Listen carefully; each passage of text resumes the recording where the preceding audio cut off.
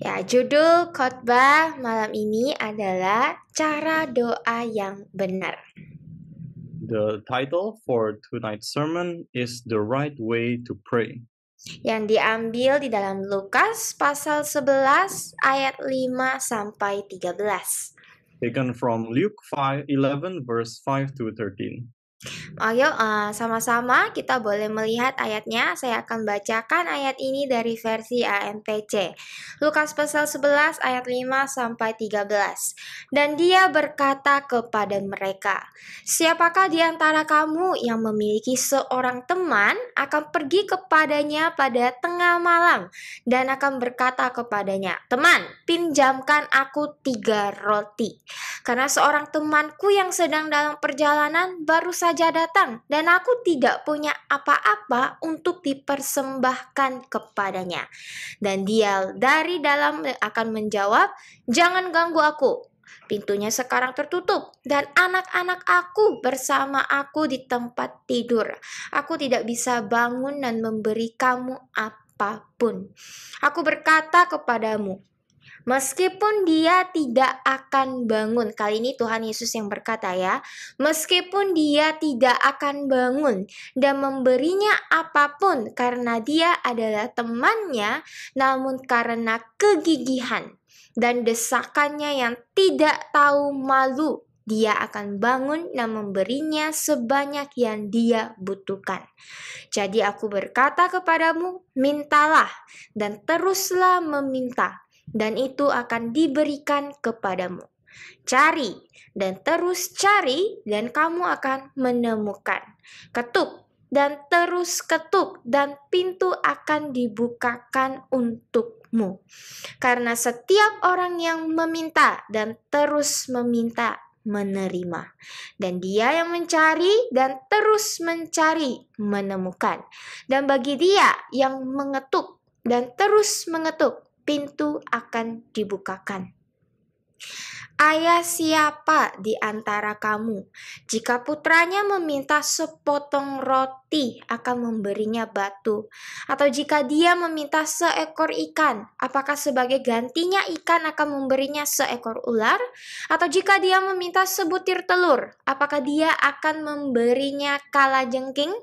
Jadi, jika kamu yang jahat seperti kamu tahu bagaimana memberikan pemberian yang baik, pemberian yang menguntungkan mereka kepada anak-anakmu, apalagi Bapa surgawimu akan memberikan Roh Kudus kepada mereka yang meminta dan terus meminta kepadanya.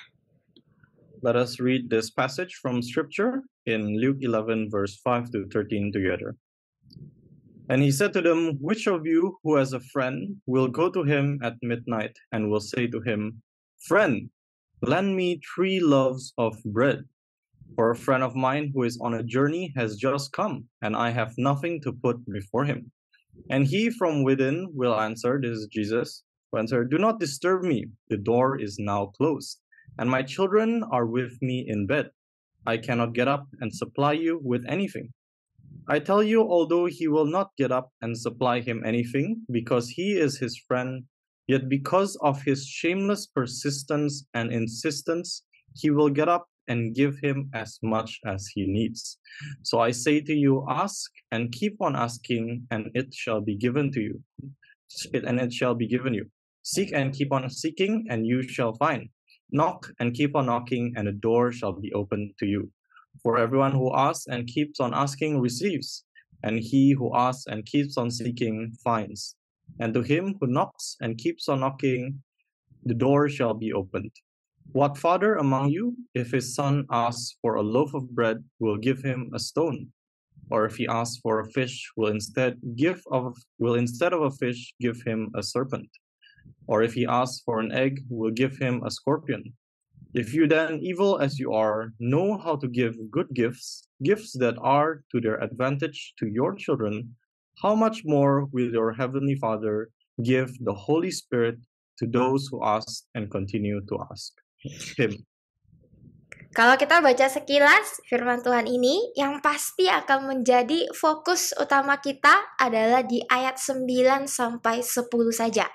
Bagian di mana kita diminta untuk terus meminta, maka kita akan mendapatkan. Terus mencari, maka kita akan melihat. Dan terus mengetok, maka pintu akan dibukakan. If we read at a glance of this passage, verses 9 to 10 will definitely attract all of us and become our main focus about how to pray, where we are asked to keep on asking. Then we will get, keep looking, then we will see. Keep knocking and the door will be opened. Saya ketika masih awal-awal menjadi Kristen, saya juga mengambil ayat ini dengan semaunya saya dan tidak terlalu memperhatikan konteks yang telah disediakan.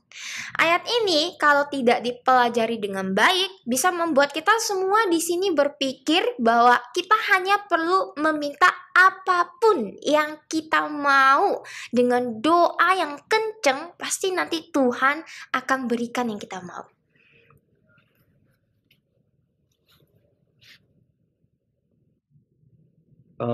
When I was still a young early Christian, I also took this verse at will and didn't pay too much attention to the provided context. If this verse is not well studied, it can make all of us here think that we only need to ask for whatever we want with a loud and persistent prayers. Then God will surely give us what we want. Saya pernah berpikir kalau Tuhan tidak memberi apa yang saya mau, artinya doa saya kurang kencang. Saya masih belum doa dengan sungguh-sungguh dan keras, atau iman saya itu kecil. Ya, saya pernah pelayanan di Tanjung Pinang dan jemaatnya itu bilang begini, Tuhan itu kan pasti akan memberi yang terbaik. Jadi kalau saya minta sesuatu sama Tuhan, saya tidak akan minta yang murah-murah, saya mintanya yang branded, bagus-bagus. Saya rasa banyak sekali orang Kristen yang sebenarnya juga pernah berpikir seperti begini. I once thought, if God doesn't give me what I want, it means that my prayers are not loud enough. I still haven't prayed persistently and seriously.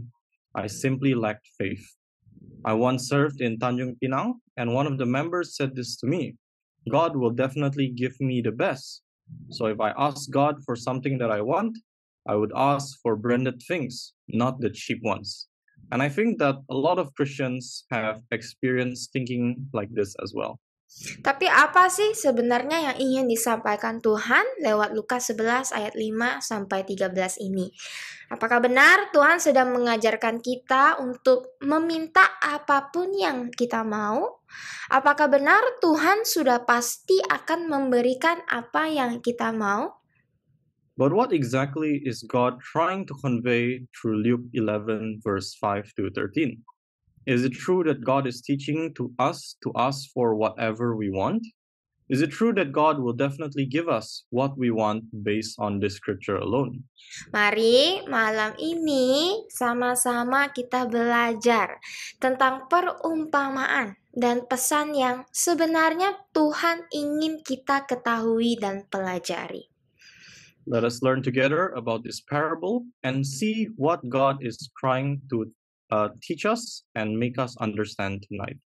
Pertama, yang paling penting adalah kita harus mengerti konteks dari perumpamaan ini. First, and the most important thing is that we must understand the context of this parable. Di ayat 5-8 berkata, ya, dan dia berkata kepada mereka, siapakah di antara kamu yang memiliki seorang teman akan pergi kepadanya pada tengah malam dan akan berkata kepadanya, teman, pinjamkan aku 3 roti. Karena seorang temanku yang sedang dalam perjalanan baru saja datang dan aku tidak punya apa-apa untuk dipersembahkan kepadanya. Dan dia dari dalam akan menjawab, jangan ganggu aku, pintunya sekarang tertutup dan anak-anakku bersama aku di tempat tidur. Aku tidak bisa bangun dan memberi kamu apapun. Aku berkata kepadamu, meskipun dia tidak akan bangun dan memberinya apapun karena dia adalah temannya, namun karena kegigihan dan desakannya yang tidak tahu malu itu, dia akan bangun dan memberinya sebanyak yang dia butuhkan. Verses 5 to 8 says, and he said to them, which of you who has a friend will go to him at midnight and say to him, friend, lend me 3 loaves of bread, For a friend of mine who is on a journey has just come, and I have nothing to put before him. And he from within will answer, Do not disturb me, the door is now closed, and my children are with me in bed. I cannot get up and supply you with anything. I tell you, although he will not get up and supply him anything because he is his friend, yet because of his shameless persistence and insistence, he will get up and give him as much as he needs. Apa sih sebenarnya hubungan meminta kepada Tuhan dengan perumpamaan meminta roti malam-malam dengan teman? Di zaman dulu, semua orang itu harus memiliki tingkat pelayanan rumah yang sangat tinggi, sekalipun kepada orang asing. Artinya kalau ada orang asing yang membutuhkan tempat tinggal dan menghampiri rumah saudara, maka saudara sudah seharusnya menerima tamu tersebut dan menjamu mereka termasuk dalam makanan.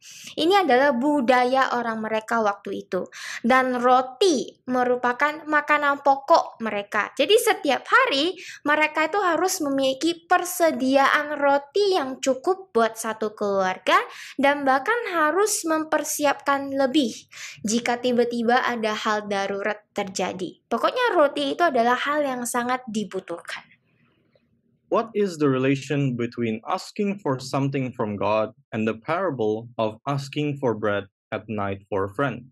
In the past, all these people need to have a very good hospitality towards others, including the stranger. That is, if a stranger needs a place to stay and approaches your house, then you should receive the guests and serve them, including preparing food. This is the culture of their people at that time, and bread is their main source of food. Every day they need to have enough bread for one family and even have to prepare extra loaves of bread if suddenly there is an emergency. In short, bread is really essential. Dan sini Tuhan Yesus itu sedang bertanya kepada murid-muridnya dan mengajak mereka untuk berimajinasi bersama, ya. Coba kita juga berimajinasi sama-sama. Sekarang saudara itu lagi tinggal di zaman itu. Hidup di dalam budaya yang tingkat keramahannya dan menerima tamunya itu tinggi. Seandainya jika ada teman saudara yang tiba-tiba datang di tengah malam meminta roti kepada saudara karena di rumahnya sudah tidak ada roti untuk menjamu tamu tersebut, sikap seperti apa yang akan saudara berikan kepada teman saudara? Udah diteriakin sama saudara, sama tetangga, mau pura-pura nggak dengar pun udah nggak bisa karena emang kenceng suaranya. Pasti mau nggak mau saudara akan tolong. Kayak biasa kalau kita di Indonesia, kalau ada pengamen yang nyanyi di tempat makan, itu biasa yang minta kan nggak akan pergi kalau nggak dikasih duit. Akhirnya pasti di situ terus. Sampai akhirnya kita kasih 2.000 lah, 1.000 lah, 5.000 lah, agar pengamennya pergi. Biasanya juga kayak begitu. And here the Lord Jesus is asking his disciples and inviting them to imagine this parable together. So let us try to imagine together as well. Imagine that you are living in that era, living in a culture where the level of hospitality is really high. What if a friend of yours suddenly comes in the middle of the night asking you for bread because there is no bread in your house to serve the guests? What response would you give to your friend? Your friend shouted at you, even if you pretend not to hear it, you can't ignore it because it's really loud. Then you have no choice but to help. For example, in Indonesia, there are instances where there is a beggar singing at a restaurant, and usually they will not leave until you give them money, then they will leave. Nah, terus kita taruh posisi kita ya di orang yang sedang minta tolong. Saudara ada tamu, udah pasti nggak bisa nolak di saat itu. Terus roti kosong. Ya udahlah, pasti saudara akan langsung ke tetangga saudara dengan urat malu, udah putus langsung minta roti. Udah nggak akan mikir banyak nih, tebalin muka. Yang penting tamu itu bisa makan dulu, benar kan? Pasti kayak gitu. Well then, we put our position in the person who is asking for help. You have guests. You definitely can't refuse at that time. And then you have no bread. Therefore, you will go straight to your neighbors with a shameless attitude and immediately ask for bread. You don't think too much anymore. You need to have a thick skin, because what's in your mind is that you should get the bread as soon as possible so your guests could eat. Mengapa penting untuk mengerti perumpamaan ini? Karena perumpamaan ini seringkali mencerminkan sikap kita seperti teman yang akan melakukan apapun, walaupun harus dengan tebal muka untuk meminta sesuatu yang ia butuhkan atau kita butuhkan, termasuk meminta yang kita butuhkan kepada Tuhan Bapa kita. Why is it important to understand this parable? Because this parable often reflects our attitude like a friend who will do anything with boldness and shamelessness for something that he needs, including asking God, our Father, for what we need through prayer. Ini adalah konteks dari perumpamaan ini. Terus apa hubungannya dengan Tuhan yang meminta kita untuk terus meminta, mencari, dan mengetok? This is the context of this parable. So what does it have to do with God asking us to keep asking, seeking, and knocking?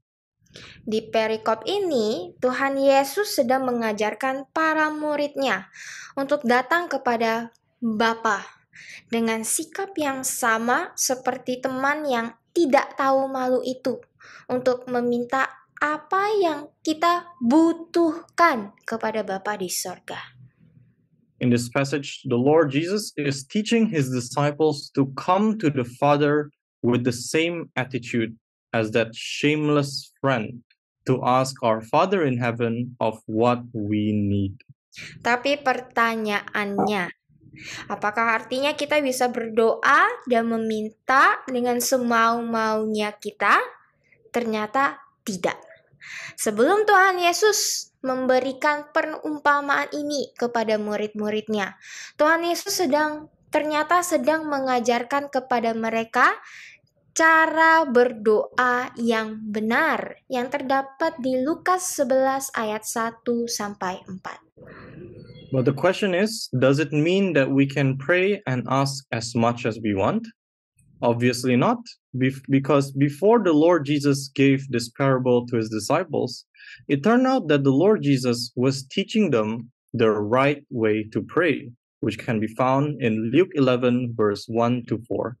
Lukas 11 ayat 1 sampai 4 berkata, kemudian dia sedang berdoa di suatu tempat, dan ketika dia berhenti, salah satu muridnya berkata kepadanya, Tuhan, ajari kami berdoa, sama seperti yang diajarkan Yohanes kepada murid-muridnya.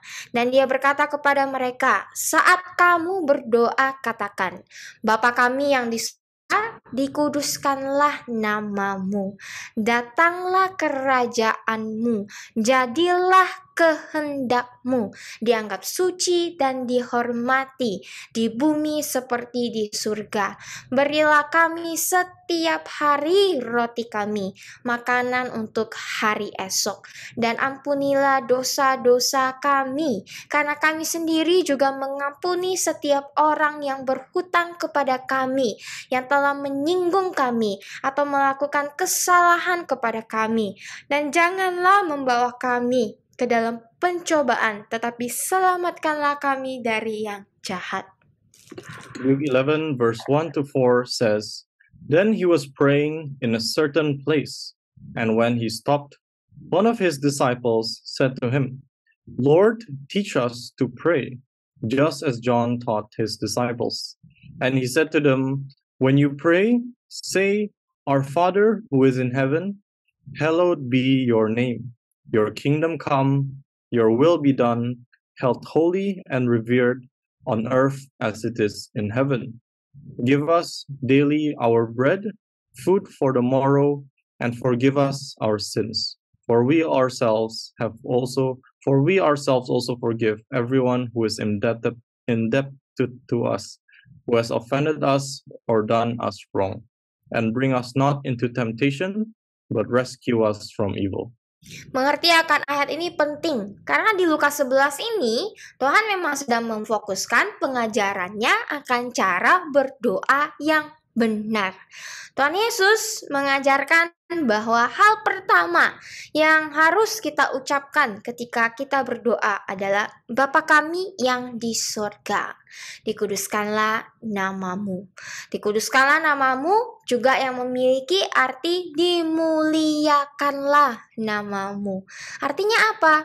Sebelum kita meminta apapun yang kita butuhkan maupun yang kita inginkan, doa yang benar adalah doa yang memusatkan Tuhan terlebih dahulu, yang artinya fokus doa kita adalah memuliakan Tuhan Bapa kita. Understanding this verse is important because in Luke 11, God is indeed focusing his teaching on the right way to pray to his disciples. The Lord Jesus taught the first point we should say when praying is, Our Father who art in heaven, hallowed be your name. Hallowed be your name can also mean glorifying your name. What does this mean? This means that before we ask for anything we need or anything we want, a right way of praying is a prayer that focuses on God first, which means the focus of our prayer is to glorify God our Father.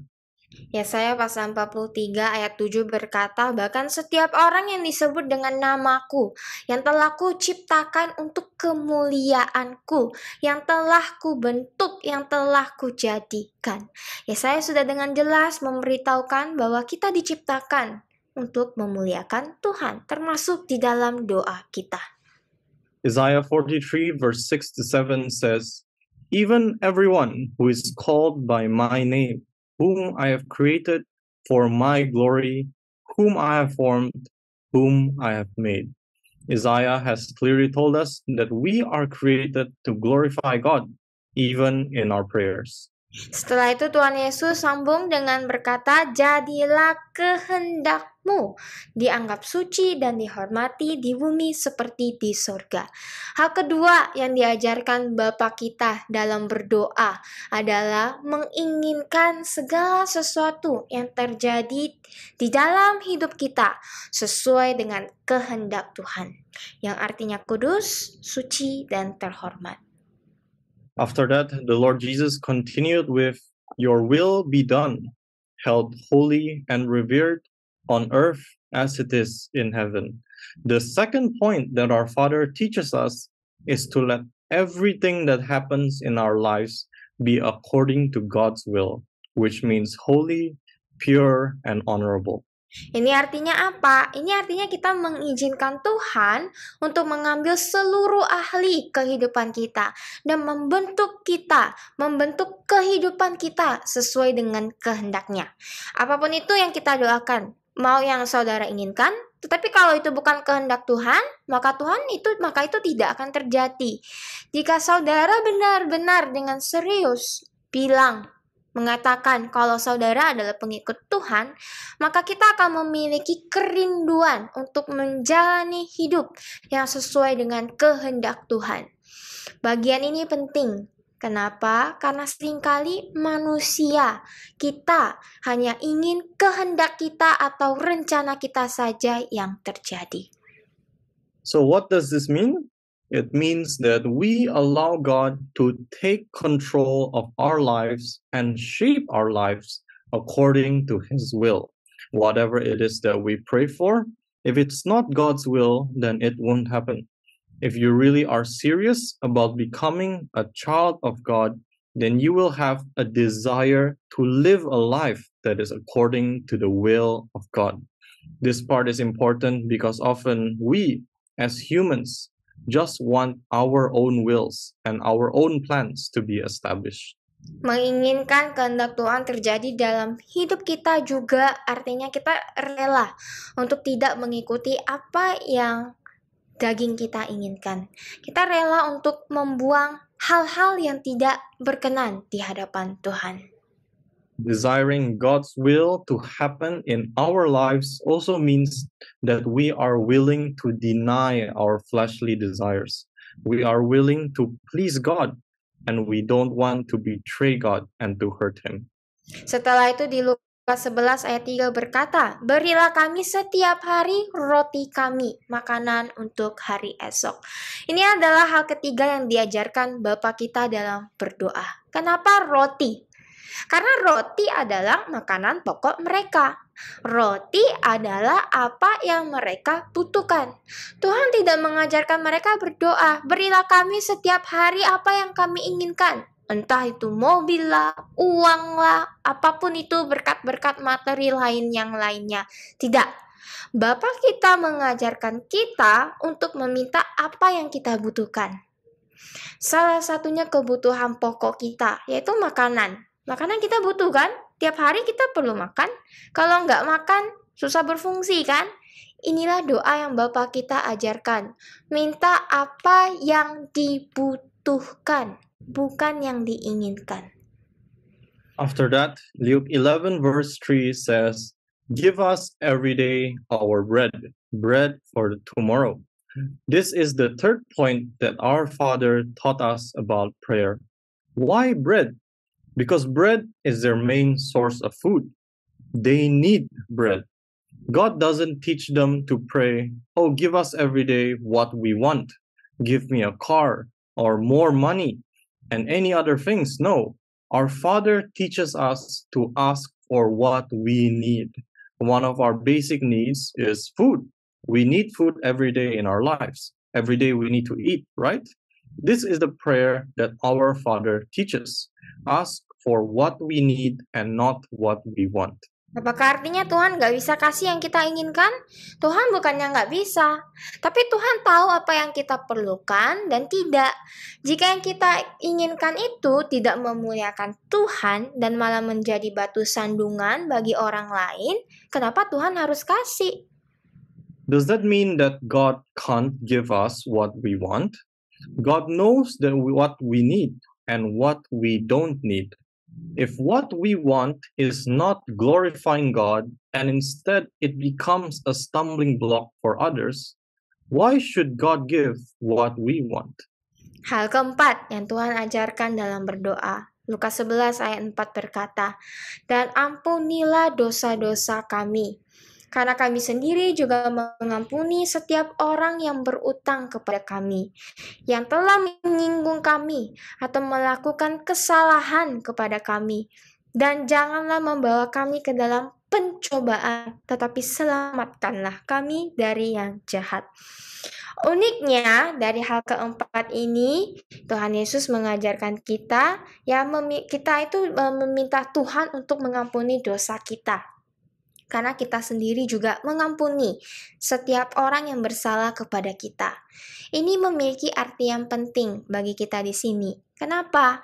Karena itu artinya kalau kita sebagai pengikut Kristus tidak bisa mengampuni orang lain, kita juga kurang pantas untuk bisa meminta Tuhan untuk mengampuni kita. Dan ini sudah tertulis jelas di dalam Matius pasal 6 ayat 14-15, dan itu berkata, "Karena jika kamu mengampuni kesalahan orang, dosa mereka yang sembrono dan disengaja, meninggalkan mereka, membiarkan mereka pergi, dan menghentikan dendam, Bapa Surgawi juga akan mengampuni kamu. Tetapi jika kamu tidak mengampuni kesalahan orang lain, dosa mereka yang sembrono dan disengaja, mereka merelakan kesalahan mereka, membiarkan mereka pergi, dan tidak menyimpan dendam, Bapamu juga tidak akan mengampuni pelanggaranmu." The fourth point that God teaches in prayer is in Luke 11 verse 4. It says, "And forgive our sins, for we ourselves also forgive everyone who is in debt to us, who has offended us or done us wrong. And lead us not into temptation, but save us from evil." What is unique about this fourth point is that we ask God to forgive our sins because we ourselves have also forgiven those who have hurt us or done wrong to us. This has an important meaning for us here. Why? Because that means if we as followers of Christ cannot forgive others, we are also unworthy to ask God for forgiveness. And this is clearly written in Matthew 6, verse 14 to 15. And it says, "For if you forgive people their trespasses, their reckless and willful sins, leaving them, letting them go, and giving up resentment, your Father, your heavenly Father, will also forgive you.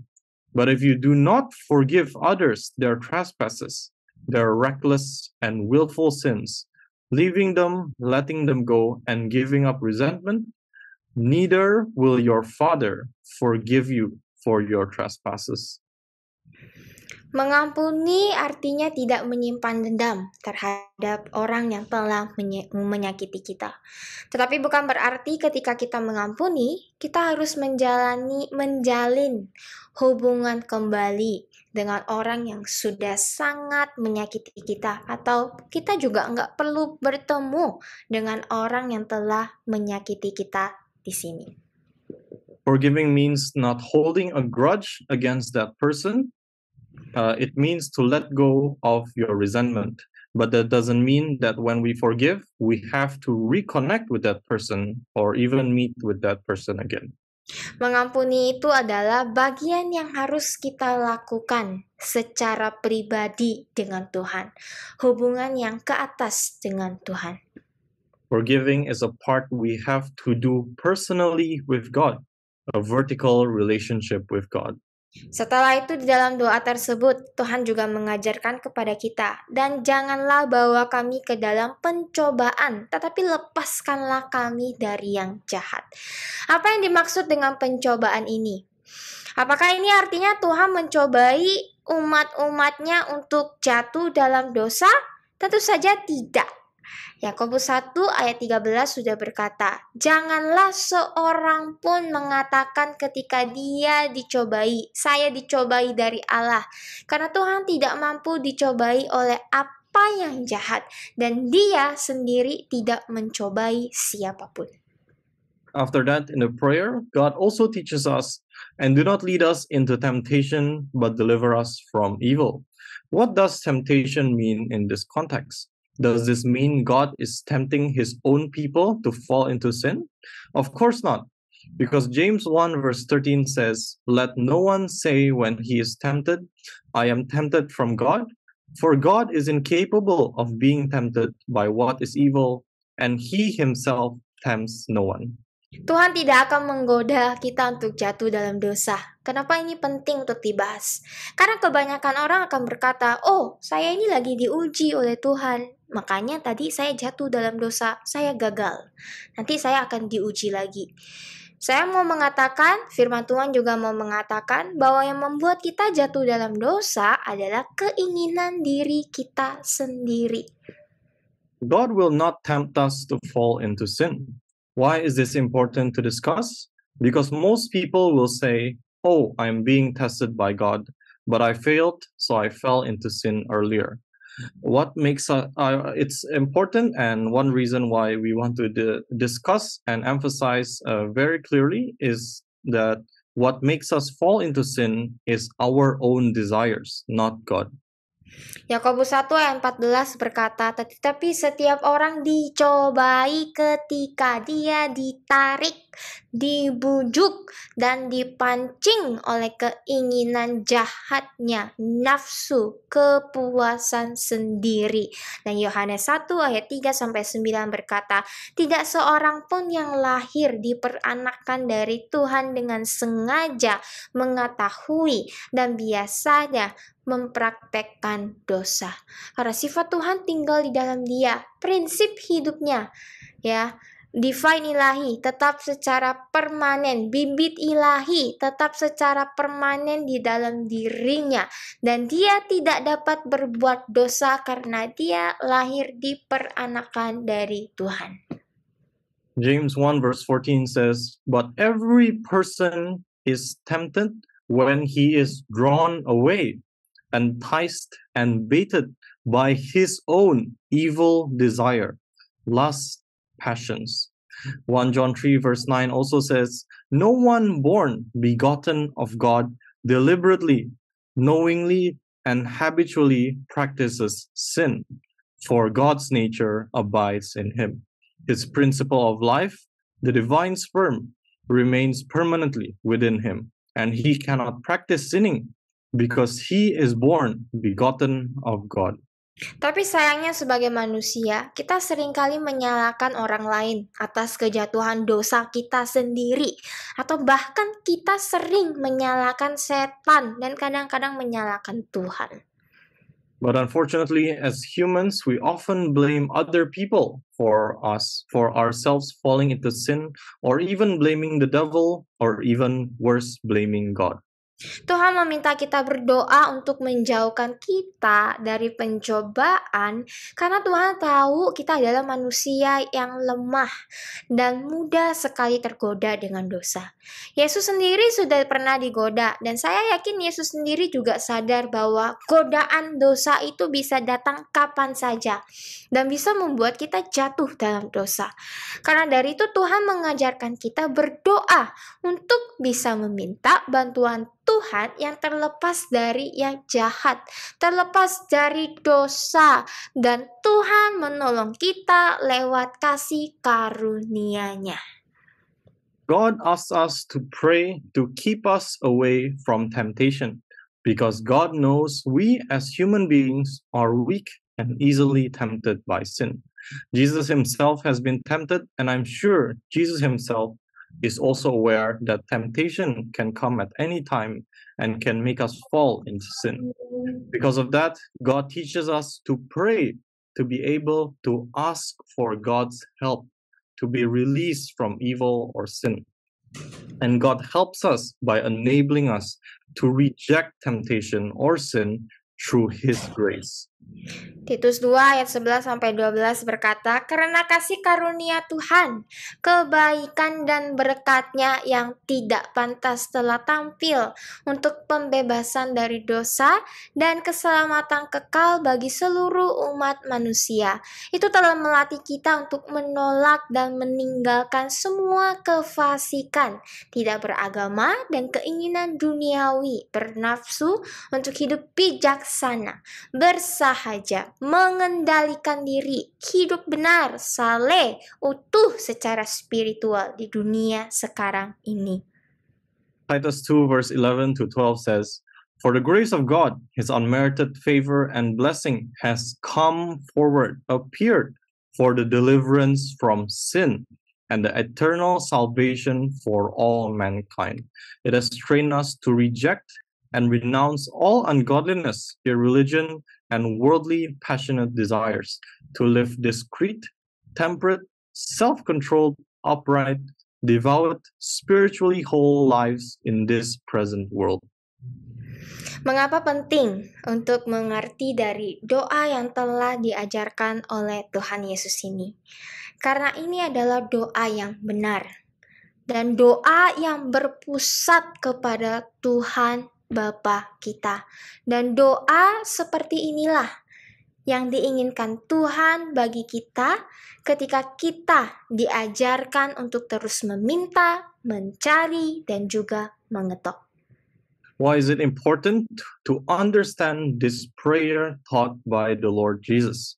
Because this is a prayer that is right. It is a prayer that is focused on God our Father. And this is the kind of prayer that God is referring to when we are taught to keep asking, seeking, and also knocking to God.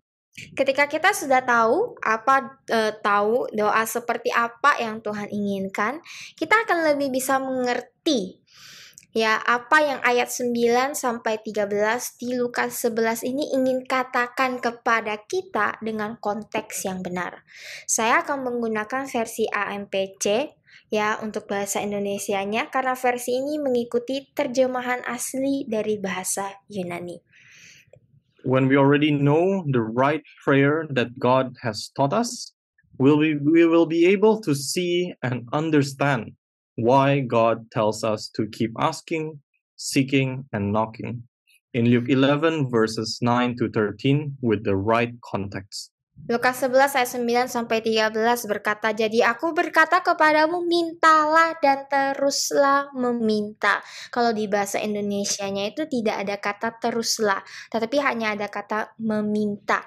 Ya, tapi di bahasa aslinya akan berkata, mintalah dan teruslah meminta, dan itu akan diberikan kepadamu. Cari dan terus cari, dan kamu akan menemukan.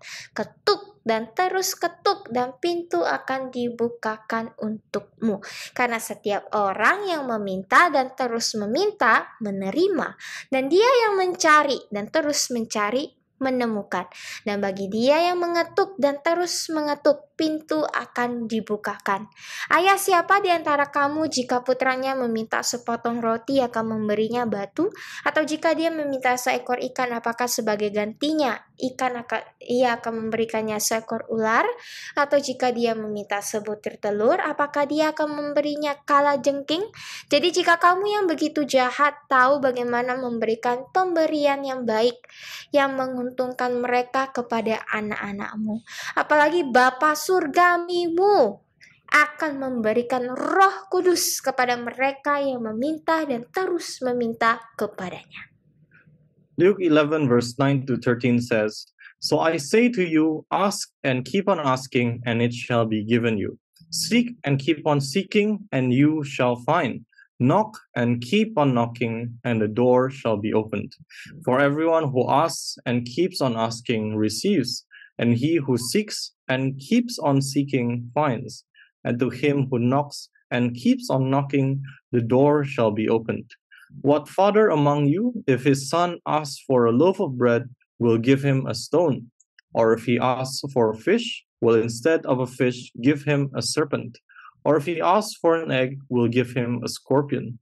If you then, evil as you are, know how to give good gifts, gifts that are to their advantage to your children, how much more will your heavenly Father give the Holy Spirit to those who ask and continue to ask him?" Dari konteks yang sudah kita pelajari tadi, Tuhan sedang mengajarkan kita bahwa kita harus berdoa sesuai dengan caranya Tuhan, bukan caranya manusia. Karena dari itu ada 3 hal yang perlu kita miliki ketika kita berdoa. From the context that we studied earlier, God is teaching us that we must pray according to God's way, not humans' way. There are 3 things that we need to have when we pray. Yang pertama, memiliki sikap tidak menyerah dalam berdoa. First, to have an attitude of not giving up in prayer. Seperti teman yang tidak tahu malu itu, yang terus-menerus ingin mendapatkan apa yang dia butuhkan, dia rela mencari dan bahkan berteriak kepada temannya agar ditolong. Dia bahkan melakukan itu semua bukan untuk keuntungannya sendiri, tetapi untuk memberkati orang lain. Like that shameless friend who constantly wants to get what he needs, he is willing to seek out and even scream at his friends for help. He even did it all not for his own benefit, but to bless others. Dalam hal menjawab doa, kita di sini pasti pernah merasakan bahwa Tuhan itu bisa kadang-kadang menjawab doa kita dengan cepat, kadang-kadang juga lama. Mungkin ada beberapa juga di antara kita di sini yang sedang menantikan doa kita itu dijawab oleh Tuhan. Saya ingin menguatkan saudara, selama doa kita itu benar dan memuliakan Tuhan, Tuhan menginginkan kita untuk terus mendoakannya. Tuhan tidak mau kita menyerah, tetapi di waktu yang bersamaan kita juga diproses dan dilatih untuk bisa percaya kepada Tuhan sepenuhnya. In terms of answering prayers, perhaps we have experience of how God could answer our prayers quickly. Sometimes, though, he would take so long to answer. Maybe there are also some of us here who are waiting for our prayers to be answered by God. I want to encourage you, as long as our prayers are right and they glorify God, God wants us to continue to pray for it. God doesn't want us to give up, but at that same time, we have to know that we are also being processed and train to trust in God completely. Amsal 3 ayat 5 dan 6 berkata, "Bersandarlah, andalkan, dan yakinlah kepada Tuhan dengan segenap hati dan pikiranmu, dan jangan bersandar pada wawasan atau pengertianmu sendiri. Dalam segala caramu kenali dan akui Dia, dan Dia akan mengarahkan dan meluruskan serta memperjelas jalanmu." Proverbs 3 verse 5 to 6 says, "Lean on, trust in, and be confident in the Lord with all your heart and mind, and do not rely on your own insight or understanding. In all your ways, know, recognize, and acknowledge Him, and He will direct and make straight and plain your paths." Tuhan yang mengetahui awal dan akhir. Dia tahu apa yang akan terjadi di dalam kehidupan kita sebelum kita mengetahuinya. Dia tahu apa yang kita butuhkan daripada diri kita sendiri. Percaya bahwa apapun yang dijawab Tuhan, itu pasti selalu yang terbaik bagi kita.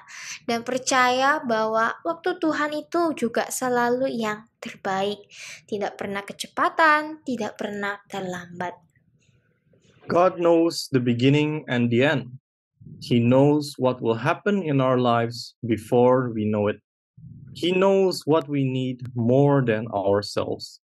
Believing that whatever God answers in our prayer is always the best for us. Believing that God's timing is always the best.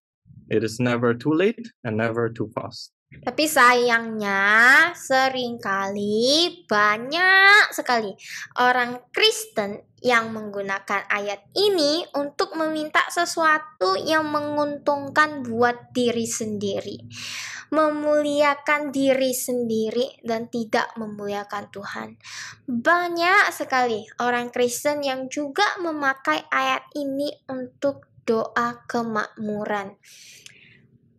Orang ya, mungkin di antara kita akan bertanya, bagaimana saya bisa tahu kalau doa saya itu berkenan di hadapan Tuhan atau tidak? Hanya hati saudara sendiri yang tahu, hati yang berpusat kepada Tuhan, hati yang hanya ingin menyenangkan Tuhan, doanya pasti akan berkenan kepada Tuhan. Amsal 15 ayat 29 berkata, "Tuhan jauh dari orang fasik, tetapi Dia mendengar doa orang benar secara konsisten. Orang yang benar dalam kedudukan yang benar bersamanya." But unfortunately, many Christians often use this verse to ask for something that is profitable for themselves, glorifying themselves and not glorifying God. Many Christians often use this passage to pray for prosperity. Perhaps some of us will ask, how then can I know if my prayer is pleasing to God or not? The answer is only your heart knows. A heart that is centered on God, a heart that only wants to please God, its prayers would definitely be heard and pleasing to God. Proverbs 15 verse 29 says, "The Lord is far from the wicked, but He hears the prayer of the consistently righteous, the upright in right standing with Him." Yang kedua, Tuhan mau kita melihat bahwa pemberian Tuhan itu selalu yang terbaik. And second, God wants us to see that what God's give is always the best. Di ayat 11-12, Tuhan membandingkan roti dan batu, ikan dan ular, telur dan kalajengking. Hal-hal yang Tuhan bandingkan itu semua adalah hal yang baik dan buruk. Saudara mungkin sedang berpikir bahwa saudara membutuhkan ini, saudara membutuhkan itu, dan mengharapkan Tuhan akan memberinya. Tetapi Tuhan Bapa kita tahu awal dan akhir. Tuhan melihat bahwa Tuhan itu tahu kalau saudara itu memerlukannya atau tidak. Kalau Tuhan tahu saudara tidak memerlukannya, ya Tuhan tidak akan memberikannya. In verses 11 to 12, God compares the bread and the stone, the fish and the snake, the egg and the scorpion. The things that God compares are all good and bad things. You may think that you need this or you may need that and expect that God will give it to you. But God, our Father, who knows the beginning and the end, knows what you need and what you don't need, which sometimes lead to not receiving it, to show that God wants to show you that you don't need it. Ada satu hal yang Tuhan pasti akan berikan kepada anak-anaknya. Dan inilah yang Tuhan pandang paling berharga dan terbaik. Ayat 13 berkata, "Jadi jika kamu yang jahat seperti kamu tahu bagaimana memberikan pemberian yang baik, pemberian yang menguntungkan mereka kepada anak-anakmu, apalagi Bapa surgawimu akan memberikan Roh Kudus kepada mereka yang meminta dan terus meminta kepadanya." Although there is one thing that God will definitely give to his children, and this is what God sees as the most valuable and best. Verse 13 says, "If you then, evil as you are, know how to give good gifts, gifts that are to their advantage to your children, how much more will your heavenly Father give the Holy Spirit to those who ask and continue to ask him?" Hal terbaik yang Tuhan Yesus akan berikan terhadap anak-anaknya adalah Roh Kudus. Mengapa Roh Kudus? Karena Roh Kudus sendiri adalah Tuhan. Kejadian 1 ayat 26 berkata, Allah berfirman, "Marilah kita, Bapa, Putra, dan Roh Kudus, menjadikan manusia menurut gambar kita, menurut rupa kita, dan biarlah mereka berkuasa penuh atas ikan di laut, burung di udara, binatang jinak, dan atas seluruh bumi, dan atas segala yang merayap di bumi." Ketika kita menginginkan Roh Kudus, kita menginginkan Tuhan ada di dalam hidup kita. The best thing that the Lord Jesus will give to his children is the Holy Spirit. Why the Holy Spirit? Because the Holy Spirit himself is God. Genesis 1 verse 26 says, God said, "Let us, Father, Son, and Holy Spirit, make mankind in our image, after our likeness, and let them have complete authority over the fish of the sea, the birds of the air, the tame beasts, and over all of the earth, and over everything that creeps upon the earth." When we desire the Holy Spirit, we desire God to be in our lives. 2 Korintus 3 ayat 17 berkata, "Sekarang Tuhan adalah roh. Di mana roh Tuhan berada, di situ ada kebebasan." Ketika ada Roh Kudus, disitulah ada Tuhan. Dan ketika ada Tuhan, kebebasan yang sesungguhnya akan dirasakan oleh kita. Kebebasan yang membuat kita tidak terjerat lagi oleh dosa. Kebebasan yang membuat kita bisa datang kapan saja kepada Tuhan. 2 Corinthians 3 verse 17 says, Now the Lord is the Spirit, and where the Spirit of the Lord is, there is freedom. When there is the Holy Spirit, there is God. And when there is God, we will feel true freedom. Freedom that makes us no longer in bondage by sin. A freedom that allows us to come before God anytime. Terus dikatakan juga di Yohanes 14 ayat 26, "Tetapi penghibur, penasihat, penolong, perantara, pengacara, penguat, Roh Kudus yang akan diutus Bapa dalam namaku, menggantikan aku untuk mewakili aku," ini mewakili Tuhan ya, "dan bertindak atas namaku.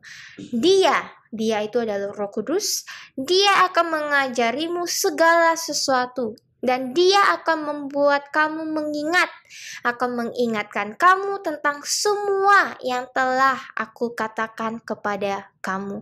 Ketika kita menginginkan Roh Kudus akan terus membantu kita, menjadi penolong kita untuk terus melakukan apapun yang Tuhan telah ajarkan kepada kita. Dan pertolongan Roh Kudus inilah yang akan membantu kita berjalan dalam kekudusan. Roh Kudus inilah yang akan membantu kita untuk terus menyenangkan Tuhan. John 14 verse 26 says, "But the Comforter, Counselor, Helper, Intercessor, Advocate, Strengthener, Standby, the Holy Spirit, whom the Father will send in my name, in my place, to represent me and act on my behalf. He, the Holy Spirit, will teach you all things, and he will cause you to recall, will remind you of, bring to your remembrance everything I have told you." When we want the Holy Spirit will continue to help us. He will be our helper to teach us to do what God has taught us. The Holy Spirit will help us to walk in holiness. He will help us to delight God. Yang Galatia 5 ayat 16 juga berkata, "Tetapi saya berkata, tetapi aku berkata, berjalan dan hidup secara terbiasa dalam Roh Kudus, menanggapi dan dikendalikan dan dibimbing oleh Roh, maka kamu pasti tidak akan memuaskan kepuasan dan keinginan daging sifat manusia tanpa Tuhan." Roma 15 ayat 13 berkata, "Semoga Tuhan, sumber pengharapanmu, memenuhimu dengan segala sukacita dan damai sejahtera dalam percaya melalui pengalaman imanmu, bahwa dengan kuasa Roh Kudus kamu dapat berkelimpahan dan meluap dengan harapan." Bukan hanya itu saja, Roh Kudus jugalah yang akan memberikan kita sukacita, kedamaian, dan harapan yang tidak pernah dibayangkan atau kita rasakan sebelumnya. Bahkan dunia tidak bisa memberikan ini semua. As Galatians 5 verse 16 says, "But I say, walk and live habitually in the Holy Spirit, responsive to and controlled and guided by the Spirit. Then you will certainly not gratify the cravings and desires of the flesh, of human nature without God." Romans 5 verse 13 also says, "May the God of your hope so fill you with all joy and peace in believing, through the experience of your faith, that by the power of the Holy Spirit you may abound and be overflowing, bubbling over with hope." Not only that, the Holy Spirit will also give us joy, peace, and hope that we have never imagined and felt before, and this thing the world cannot give us. Roh Kudus ini tidak bisa didapatkan dengan uang, tidak bisa didapatkan dengan gelar dan kekuatan saudara sendiri. Roh Kudus hanya bisa diberikan kepada mereka yang benar-benar haus dan rindu akan Tuhan. Roh Kudus ini yang Tuhan pandang sangat berharga. Sudah pasti Tuhan akan berikan kepada anaknya. Tapi sayangnya tidak banyak orang Kristen yang menginginkan ini. Yang diinginkan hanyalah hal-hal duniawi. And this Holy Spirit cannot be obtained with money. It cannot be obtained with your title or your power. The Holy Spirit can only be given to those who truly thirst and long for God. This Holy Spirit that God saw as very precious, and it's something that God will surely give to his children. But sadly, not many Christians want this, and all they want is worldly things. Yohanes 14 ayat 14 juga berkata, tolong yang bahasa Indonesia itu agak menyesatkan, kita bisa pakai versi AMPC. AMPC berkata, "Ya, aku akan mengabulkan, aku sendiri akan melakukan untukmu apapun yang kamu minta dalam namaku, yang mempresentasikan aku sepenuhnya." Kitab Yohanes ini mau mengingatkan kita, ketika kita fokus meminta sesuatu kepada Tuhan yang selalu berhubungan dengan hal-hal materi, kita selalu menganggap bahwa yang kita minta itu baik.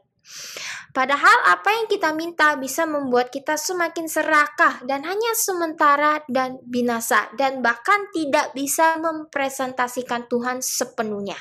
Kita malah merusak nama Tuhan, kita malah tidak memuliakan nama Tuhan. Tapi ada satu hal yang pasti Tuhan akan berikan dan yang bisa mempresentasikan Tuhan sepenuhnya, dan itu adalah Roh Kudus yang Tuhan pandang baik. John 14 verse 14 says, "Yes, I will grant, I myself will do for you whatever you shall ask in my name, as presenting all that I am."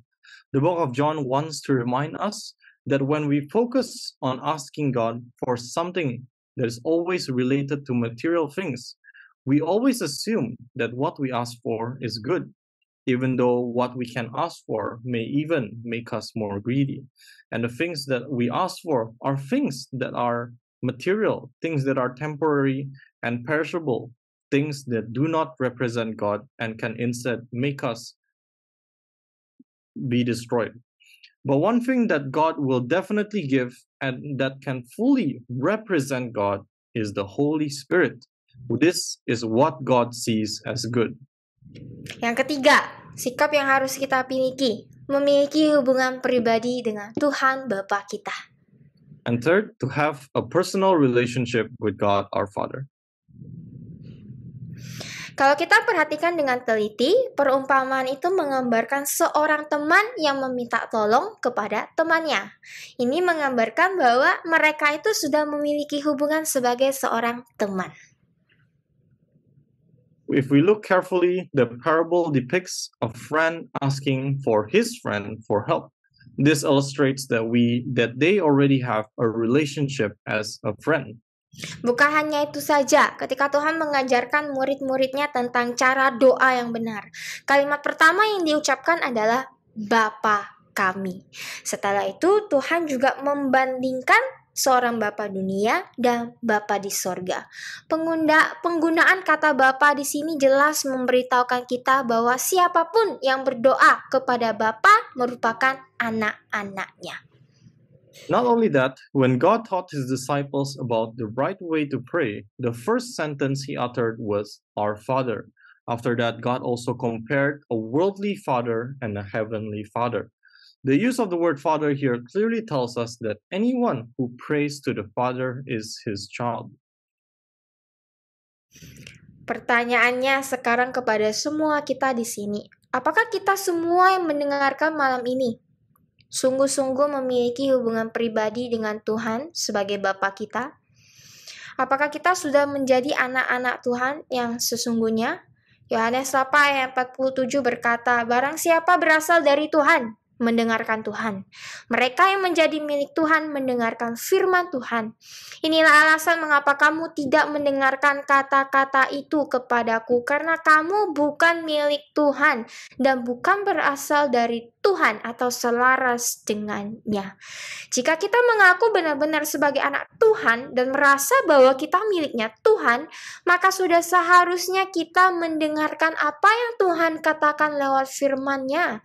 Dan jelas dikatakan, siapapun yang tidak mendengarkan Tuhan bukanlah milik Tuhan Bapa kita. The question now is for all of us here. Do all of us who are listening tonight have a personal relationship with God as our Father? Have we truly become the real children of God? John 8 verse 47 says, "Whoever is of God listens to God. Those who belong to God hear the words of God." This is the reason that you do not listen to those words to me, because you do not belong to God and are not of God or in harmony with Him. If we truly claim to be children of God and feel that we belong to God, then we should have listened to what God has said through His Word. And it is clear that anyone who does not listen to God does not belong to God our Father. Orang-orang Kristen sekarang sering menyamakan konsep kasih sayang orang tua di dunia dan di kerajaan surga itu sama. Mungkin ada yang bilang, "Pastor, gimana pun juga kalau saya sebagai orang tua, kalau anak saya nakal, bandel, mengkhianati saya akan tetap melihat dia sebagai anak saya. Apalagi Bapa saya yang di sorga, sudah pasti Tuhan akan mendengarkan saya. Tuhan pasti akan tetap mengasihi saya sebagai anaknya, walaupun saya itu sering mengkhianati dia." Today's Christians often equate the concept of parental love in the world and the kingdom of heaven. Maybe someone will say, "Pastor, after all, if I am a parent, my child is still naughty or stubborn and betrays me, I will still see him as my child. I will still love him and grant his wishes, and I believe my heavenly Father would do the same to me, although I still fall to sin and betray him for many times." Kita tidak bisa menyamakan cara manusia cara manusia mengasihi dan Tuhan mengasihi. Firman Tuhan sudah memberitahukan kepada kita bahwa kasih Tuhan itu bersyarat, dan Pastor Jason juga sudah mengajarkan kita beberapa kali tentang hal ini.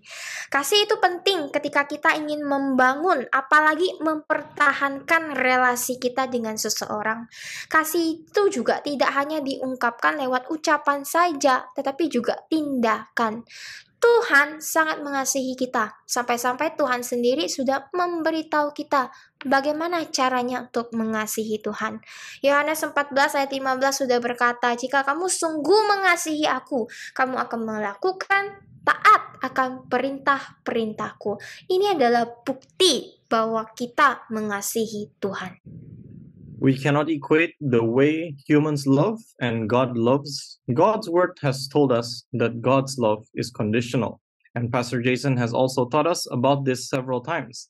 Love is important when we want to build or maintain our relationship with someone. Love is also not only expressed through words, but also through your actions. God loves us so much that God himself has told us how to love God.